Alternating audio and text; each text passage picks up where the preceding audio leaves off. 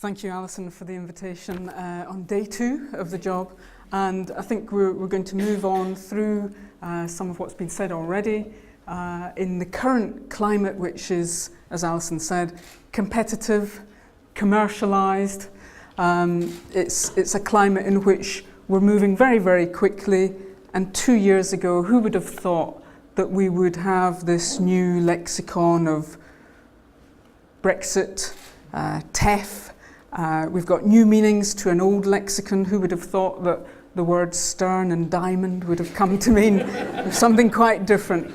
And so I want to look at that policy context and then to talk really about one aspect of leadership that's very important to me, that served me well in the roles I've had to date, and that I want to share with my colleagues, many of whom are in the audience this evening. And I want to start really with 2 questions. How do we retain the coherence and quality within the sector? How do we as leaders do that? And how do we do that at the same time as enabling and facilitating diversity within the sector? Diversity that will respond both to global demand and perhaps to local need, so across those different scales. And I'll turn back initially to the work of David Watson, who many of us knew.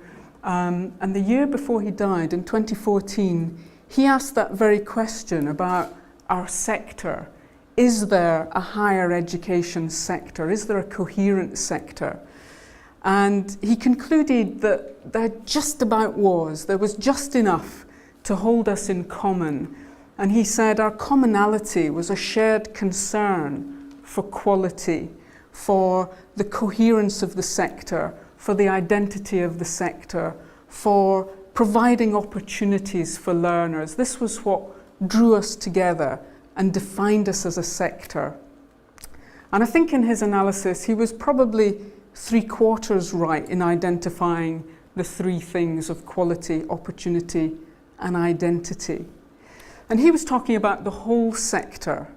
And we've had other writers in education leadership, higher education particularly, people like Jamil Salmi at a global level, looking at, well, what is it that makes or brings coherence to world-leading universities? So if we take that as a subset of the sector as a whole. And he said there were also 3 things that made a world-leading university, and the recipe was very straightforward. There were 3 ingredients. There was talent, the staff and students who bring the creativity, the innovation, the intellect to change the world. There were resources, the finance and facilities that could create this rich learning and research environment. And then there was governance, and he was using the term broadly to encompass governance at board level, senior leadership, management, administration, all that holds our institutions together. And again, through these 3 things, the talent, the resources, the governance, I think he was probably 3/4 right. So if we take those 2 recipes and we say, well, as leaders, how do we make our contribution to a coherent sector? How do we make our contribution perhaps to world-leading universities?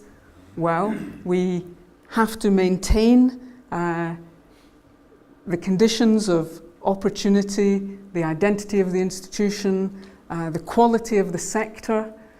We also then have to establish these conditions of the talent, the resources, the governance, but we have to do that within the policy context that we're working within, and that's very fast moving at the moment. We have to do that by building bridges across from global level to local level. And can we actually bridge these very different scales? And if so, how do we do that? So we can build these bridges and respond to, some of the challenges that have been set, particularly by our Cabinet Secretary for Education. How do we respond post-Brexit to those huge divisions? There are divisions in education, in economy, in geography, demography. So the gauntlet has been thrown down to us, to respond to those challenges. And I think we can do that, and we can do it as a sector, and we can do it by making those links between some of our missions that might initially seem contradictory. The working at a global level, and Cardiff Met is one of the most global institutions. PVC for International is here, Mohammed Lifti. We've made great strides on the international front, but we've tried to do that without losing sight of our local and national mission. So we also have our Dean of the School of Sport here, and he tells me, every week we have 2,500 young people come through just one of our campuses to participate in sport. And I think for me it's really important that we continue as leaders to advocate both this global contribution, and for me universities are global organisations. That is in part what defines them and distinguishes them from other educational establishments. But we also have a need to make a contribution, a very visible contribution at a local level.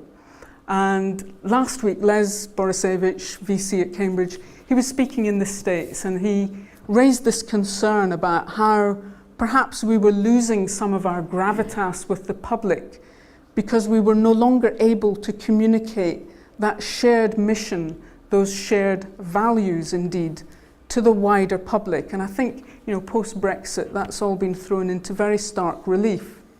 So how do we do that? And I think for me, the important way of tying all these things together is being both authentic and being values driven. And I choose those words carefully, not just values based. We all have institutional values, and they're usually at the base of a pyramid that forms the, page 2 or 3 in our strategic plan, and it goes through, strategic themes and goals and aims and mission and vision. And if you stop any member of staff in the corridor and ask them to list the values, they'll stumble through 2 or 3, and then they'll get stuck, because generally the values remain at the base of this pyramid. They're not lived and breathed, and they're not talked about and discussed in our meetings and as we develop both our global and local provision. So if it's about lessons in leadership, my lesson in leadership is really to live the values, to breathe the values, to talk about the values.